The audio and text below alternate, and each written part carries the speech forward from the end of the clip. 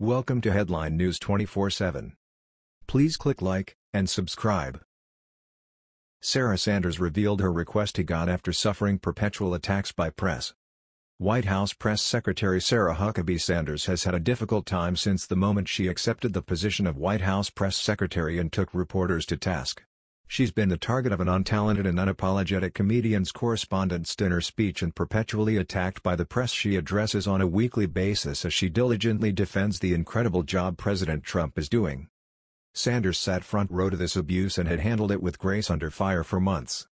Unlike the woman delivering the nasty remarks about her at the White House Correspondents' Dinner, Sanders held herself with poise and professionalism. But the hurt she was suffering inside as it happened was palpable, as a camera caught her reaction in that moment as she sat and took the personal tirade against her in front of everyone.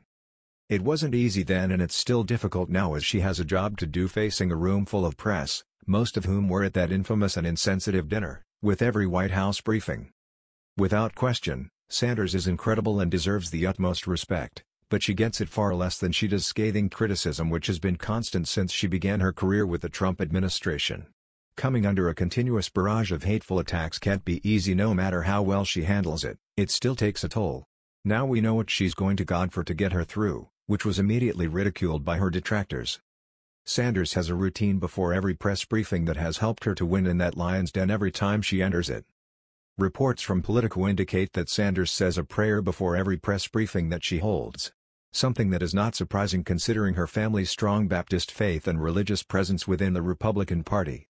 She goes to God daily for the strength and wisdom in the face of criticism, which He has undoubtedly bestowed upon her. You won't hear people reporting on it in the mainstream media, especially since they're so busy bashing her. Additionally, her kids' artwork hangs on a board that is behind her desk. On the bookshelf, she has literature such as The Christian Life and Character and Gone with the Wind. In an interview with the Washington Post, she noted, "Religious conservatives aren't outsiders in this White House, but generally speaking, they are. If someone says something about another faith, particularly liberals come to their defense in a raging motion, but if someone attacks a Christian, it's perfectly fine. At some point, we became a culture that said that was okay." However, this isn't the first time that Sanders has been poked and prodded. Sanders recently attended the White House Correspondents' Dinner, which is annually held to honor journalists and those in the media. The BBC reported.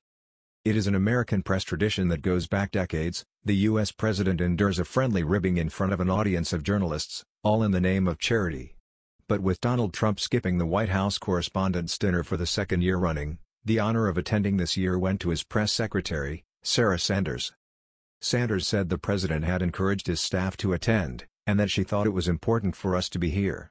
After enduring biting mockery from comedian Michelle Wolf, she looked as though she might be regretting the choice. Many administration officials, including the president himself, became the brunt of the joke. Trump tweeted the following morning that he thought the event was boring and that Wolf bombed. Just as Sanders gets her strength to do a good job daily in front of the media, you can bet that she called on God to get her through Wolf's comments and the aftermath from it that's ensued. Sanders is certainly protected by a hedge of angels who have likely helped her carry on with class and confidence since that speech. She's been surrounded with an incredible amount of support from citizens across this country who sided with her, some of which were from the other side of the aisle and turned on Wolf for the low blow. Liberals spend an awful lot of time treating other people the way they say they don't want themselves and others to be treated. They spew the same hatred they argue is coming from the White House, in an ultimate sign and form of hypocrisy, which is unacceptable but expected.